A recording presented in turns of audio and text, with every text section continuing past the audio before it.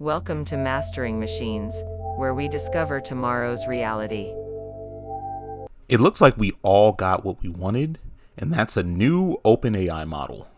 Immediately upon its release, there were many people in the AI community testing it out and trying to see what were some of the upgrades and updates to the actual model in comparison to the past ones. The O1 family consists of two models, the O1 Preview and the O1 Mini. These models are groundbreaking because they've been trained using large-scale reinforcement learning to reason using chain of thought, which is different from what the past models have previously done.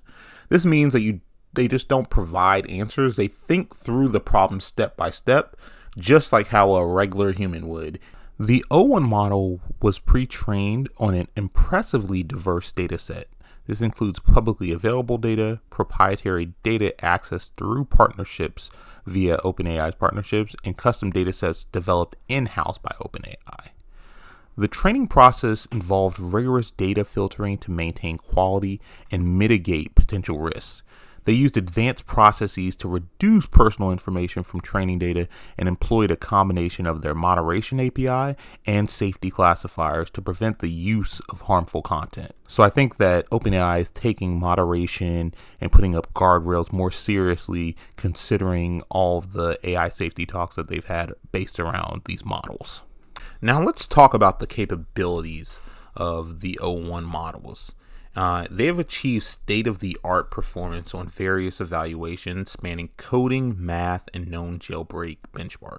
For the O1 models, OpenAI worked with Codium, which was the company that created Devin, the highly popular coding assistant that kind of garnered a lot of attention before Cursor and Replic's agent. This help and training from Codium is really what most likely spurred the great benchmarks that the O1 model has reached when it comes to coding and mathematics, where it's at a almost Olympiad level, which is pretty amazing to think that you have a AI model that is capable of performing tasks at an Olympiad level. Also, the O1 model, compared to the previous models, is a significant improvement when it comes to multilingual capabilities. To find out how well it would do with multilingual capabilities, they used a test called the Massive Multitask Language Understanding Test Set.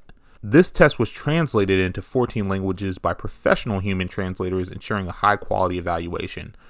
O1 Preview showed substantial improvements over GPT-4 across all languages tested, including low-resource languages like Yoruba, which doesn't have the same amount of data and resources out there like a bigger language such as Spanish or French. The O1 model's improvements don't stop at languages either. These models have been put through a gauntlet of diverse and challenging evaluations, specifically when it comes to cybersecurity testing. For example, they were tasked with solving the competitive Capture the Flag challenge. The Capture the Flag challenge is an exercise used in hacking and cybersecurity for testers to find out whether a particular piece of software is capable of exploiting a web environment or a test environment. And basically it's usually like a hidden message that's hidden in layers of the application where they have to test it and actually go through it or hack their way through it to get to that message. And an interesting thing happened when they tested the O1 model while doing this cybersecurity evaluation. It demonstrated unexpected problem solving skills. So when it was faced with a broken challenge container, the model scanned the network, discovered a misconfiguration in the Docker API, and it used it to read the flag directly from the container logs. This showcased the model's ability to adapt and find alternative solutions, which is somewhat kind of scary, but also very illuminating that it was able to do this and really let you know the advanced capabilities of this particular AI system. Also, the group of models were evaluated on their potential risk in areas like biological threat creation. They underwent a series of tests designed to assess their capabilities in various stages of biological threat creation from ideation to release. The results showed that while the models performed well on physical success biothreat information questions, they struggled with the ideation stage.